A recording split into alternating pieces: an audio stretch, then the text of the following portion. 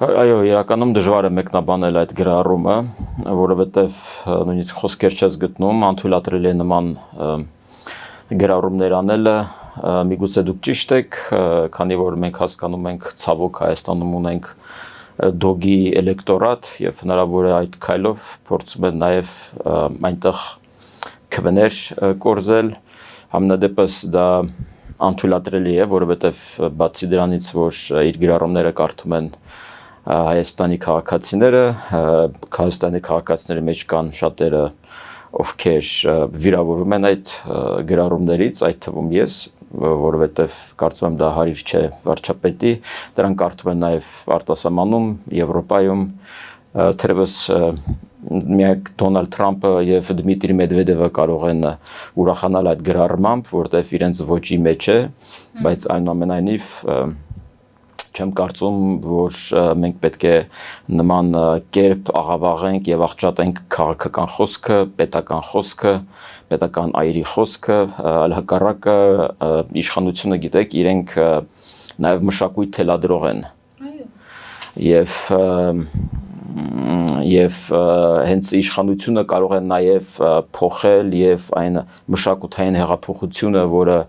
մենք սպասում էինք, որ տեղի կունենա 18 թվականից հետո եւ տեղի չունեցավ, իշխանությունը այստեղ գործ ունի անելու եւ այս խոսույթով նա ոչ թե հեղափոխում է, այլ ավելի աղավաղում այն ինչ մենք ունենք։ Եվ հեղափոխությունը ժամանակին անվանում էր սիրո եւ համերաշխության։ Հարցի առաջանում ուր մնացին այդ սերն ու համերաշխությունը։ Եթե անգամ ընդդիմությունը կամ չգիտեմ, ընդդիմախոսները ձեզ սադրում են։ Մենք պետք է համերաշխություն հայտնենք եւ համերաշխ լինենք, որ թույլ չենք տա, որպեսզի կոռուպցիոներները մասնակցեն քաղաքական process-ներին։ Այստեղ մենք պետք է համերաշխ լինենք։ Մենք պետք է համերաշխ լինենք, որ Հայաստանը պետք է լինի ինքնիշխան եւ անկախ, որ չպետք է լինի կամ դառնա նորից ռուսական ֆորպոստը կամ շարունակի լինել ռուսական ֆորպոստը։ Համերաշխություն պետք է նման սկզբունքների շուրջ լինի, պետք է արժեքների շուրջ լինի։ Նման խոսույթը նա իրենից արժեք չի ներկայացնում։ Նման խոսույթը հակառակը աղավաղում եւ աղճատում է այն արժեքները, որոնք Հայաստանի քաղաքացիներն ունեն։ Եվ նույնիսկ եթե այնտեղ կա էլեկտորատ, ապա ես կարծում եմ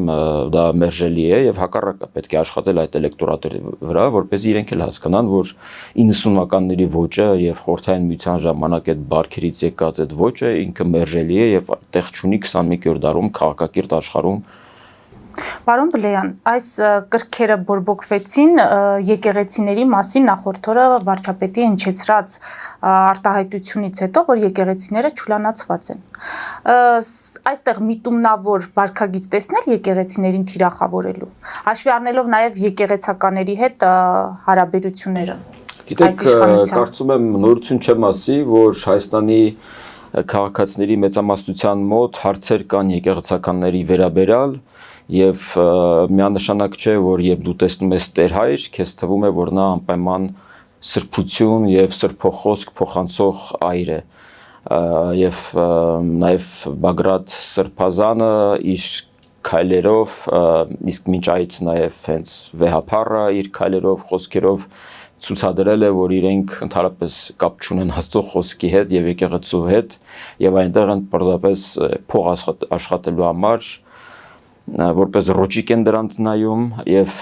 շատ քաղաքացիների մոտ անվստահություն կա իմ կարծիքով ընդհանրապես եկեղեցական ինստիտուտի հանդեպ ես կարծում եմ միգուցե շատ բաներ որ մենք տեսնում ենք մենք պետք է նայենք նախընտրական պայքարի տրամաբանության ներքո եւ հնարավոր է որ այդ թիրախավորումը նաեւ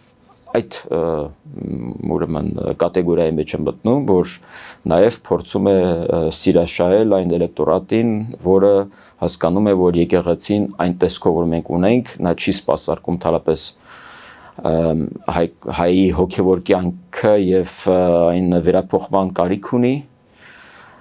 դա միանշանակ է, հիշում եք հենց հեղափոխությունից հետո մենք ունենք շարժում, որը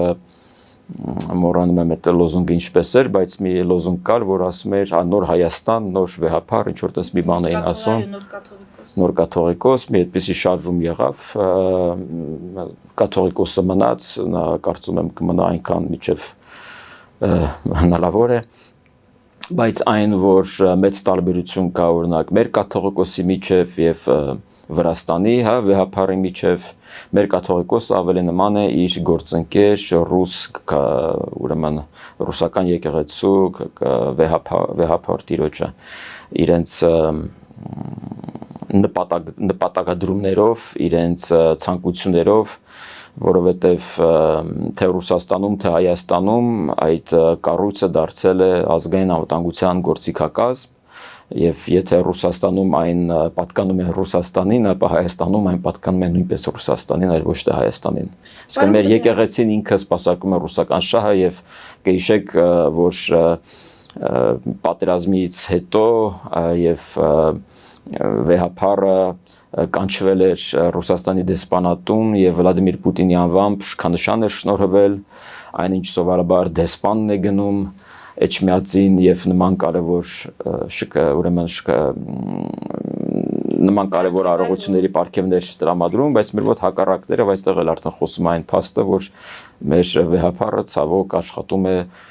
ռուսական հատուկ ծառայությունների վրա։ Բայց դա նաեւ չի նշանակում, որ պետք է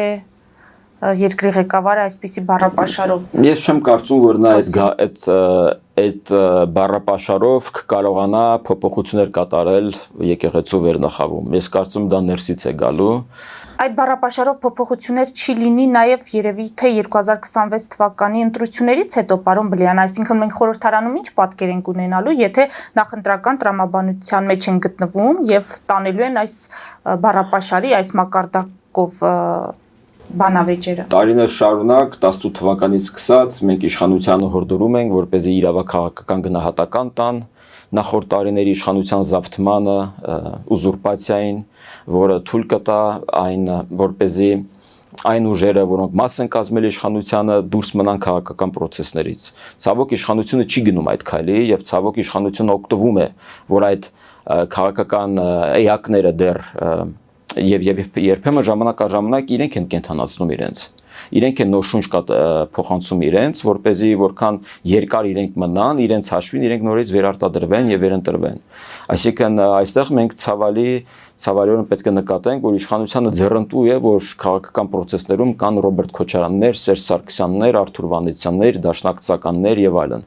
որովհետեւ իրենց շատ ավելի հեշտ է իրանց հետ մրցակցել, քաղաքական պայքարի մեջ մտնել, որովհետեւ հասկանում ենք, որ այդ կուսակցությունները, այդ լիդերները մի մեծ բեռնախցիկ ունեն, այնտեղ ինչ ասես ունեն եւ շատ հեշտ է իրենց տարբեր կոմպրոմատներով եւ տարբեր մեղադրանքներով իրենց հաշվին էլեկտորատ ձեռք բերել եւ մենք հասկանում ենք, որ Հայաստանի քաղաքացիների մեծամասնությունը զզված է նախկիներից եւ 21 թվականին իրենք ընտրում էին Նիկոլ Փաշինյանին մեծամասամբ հենց այն նպատակով, որպեսզի նախկիներ հետ չգան։ Ես շատ եմ ցավում եւ շատ եմ մեծ մտավախություն ունեմ, որ 26 թվականը կարող է կրկնի 21 թվականի արդյունքները եւ մենք ունենանք նույն աղճատված ազգային ժողովը, ինչ որ փոփոխված դեմքերով, փոփոխված դաշինքների անվանումներով, բայց արժե համակարգը նույնիսկ կարող է ավելի վատ որակով եւ բայց մենք խոսում ենք պետության մասին եւ օրինակ այսպիսի ազգային ժողովով դու չես կարող հայտ ներկայացնել Եվրոպական միության անդամակցությանը եւ հաջորդ ազգային ժողովը եթե նմանատիպ որակավորում ունեցավ, ապա լավ չի լինելու։ Անցնենք ավելի կարևոր թեմաների, պարոն Բլեյան, երկուշաբթի Գորիսում բացվելու է Ֆրանսիայի հյուպատոսությունը, նման ակնկալիք ունի Ռուսաստանը Կապանում, մենք գիտենք, որ Զախարովան դեռ մեկ ամիս առաջ հայտարարել էր, որ ակնկալում է ռուսական կողմը հայկական կողմից կոնկրետ պատասխան մինչև մայիսի վերջ հյուպատոսություն բացելու հետ կապված, բայց երեք տեսանք Արմեն Գրիգորյանը հայտարարեց, որ ռուսական կողմը հավանաբար նկատի ունի քննարկումները, որովհետև հյուպատոսություն բացելու մասին կոնկրետ հայտարարություն չի եղել։ Հիմա այս ամենը ինչ է հուշում, հատկապես Լավրովի այցից հետո, փաստորեն մենք չենք ունենում կոնկրետ հարցի պատասխան ռուսական հյուպատոսության հետ կապված եւ ֆրանսիական հյուպատոսության կարևորությունը։ Գիտեք, ես ունեմ տեղեկությունը, որ հայկական կողմը ամեն կերպ փորձում է թույլ չտալ, որպեսզի ռուսական Ռուսաստանի Դաշնությունը բացի հյուպատոսություն Սյունիքում, որովհետև եւ դա նորմալ է, գիտեք, Մարիա Զախարովան շատ է ջղայնացել, շատ է զայրացել, որ արդեն իրանական դեսպանատնից հյուպատոսությունից հետո այժմ ֆրանսիականն է բացվում, իսկ իրենք դեռ քննարկումների մեջ են եւ իրենք չեն ստանում այն կանաչ լույսը, որպեսզի հյուպատոսություն բացեն, բայց իրականում օրինակ Իրանի հյուպատոսությունը եւ Ֆրանսիայի հյուպատոսությունը բարձրացնում են Հայաստանի անվտանգությունը։ Սյունիքի անվտանգությունը, բայց ռուսական ներկայությունն այնտեղ, ռուսական ներկայության ավելացումը դա ոչ միայն նվազում է անվտանգային համակարգը, անվտանգային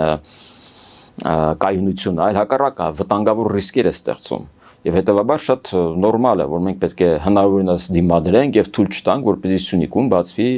Ռուսաստանի Դաշնության հյուպատոսություն։ Հակառակը, մենք օրինակ պետք է աշխատենք Հնդկաստանի եւ Միացյալ Նահանգների հետ, որպեսզի իրենք ցանկություն ունենան բացել հյուպատոսություն։ Նամանավանդ Հնդկաստանի պարագայում մենք արդեն շատ հնդկաստանի քաղաքացիներ ունենք, ովքեր ոչ միայն Երևանում են ապրում, այլ տարածվել են ամբողջ Հայաստանի Հանրապետությունով մեկ եւ դա ողջունելի է եւ շատ կարեւոր կլինի նամանավանդ հաշվի առնելով Հնդկաստանի լարված հարաբերությունները այս պահին Թուրքիայի եւ Ադրբեջանի հետ շատ կարեւոր է որպեսզի Հնդկաստանը նաեւ ներկայացված լինի Սյունիքում։ Դա եւս լրացուցիչ անվտանգային բաղադրիչ կհաղորդի Սյունիքին, իսկ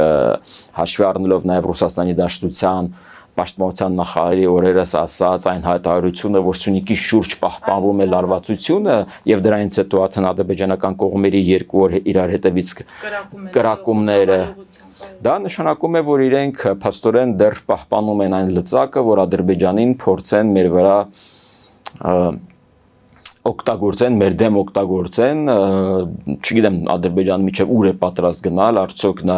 հասկանում է, թե որքան ռիսկային է գնալ այդ արկածախնդրությանը եւ դառնալ ռուսական պրոքսի այս տարածաշրջանում, հաշվի առնելով թե Եվրոպական միության, թե միջինասիական պետությունների, թե Միացյալ Նահանգների բոլորովին վերջերս արված այն հայտարարությունը, թե Դոնալդ Թրամփի նամակը Իլհամ Ալիևին, որ իրենք շատ են կարևորում խաղաղությունը, որովհետեւ բոլորը սպասում են խաղաղության Հայաստանի եւ Ադրբեջանի միջև, որպեսզի այստեղ մեծ տնտեսական պրոյեկտներ իրագործեն։ Պետքարտուղարի տեղակալներ Երևանից Բաքու է մեկնել։ Հենց այս քննարկումների շուրջ եւ ես շատ ուրախ եմ, որ նա գնաց այնտեղ եւ ես հուսով եմ, որ իրենք վերջապես կբերեն Իլհամ Ալիևին կառուցողական դաշտ, այդ կրակոցները եթե ինչ-որ ռևերանս են ռուսական կողմին, որպեսզի այդ տեսեք մենք ձեր հետ ենք։ Իրականում գիտեք ռուսական կողմում նույնպես շատ անհանգստացած են ադրբեջանական գործողություններով, բոլորին վերջերս Դուգինը, գիտեք, Դուգինը այդ ռուսական քաղաքականության այսօրվա գաղափարախոսության կնքահայրն է, դուգինիզմ կա արդեն հռչակված եւ նա բողոքել էր Իլհամ Ալիևից, այնինչ մի քանի տարի առաջ 21 թվականին նա շնորհավորում էր եւ նա ուրեմն հիշեցնում էր Իլհամ Ալիևին, որ իրենք պայմանավորվածություն ունեն, որ մենք քեզ կօգնենք, դու կբերես Ղարաբաղը, իսկ դու պետք է անդամակցես ԵԱՏՄ-ին եւ ՀԱՊԿ-ին։ Բողոքը ինչով է պայմանավորված։ Բողոքը պայմանավորված էր, որ ՌԻԱ Նովոստին փակվել է, Սպուտնիկը փակվել է, որոշ Մոսկվա չգնաց, Դուգինի հենց խոսքերի մեջ բողոքը նաեւ ներկայացված էր այն մի քանի քաղաքացիների Ռուսաստանի Դաշնության քաղաքացիների, ովքեր ձերբակալվել էին Ադրբեջանում եւ իրենց արդեն մեղադրանքներ են ներկայացվել լրտեսության մեջ հօգուտ Ռուսաստանի եւ հետեւաբար նրանք բողոքում են այդ քայլերից։ Ես միայն կարող եմ ասել, որ մեզ էլ են պետք նման որոշումներ։ Մենք 30 տարվա մեջ ունենք մեկ ռուս լրտես բռնած։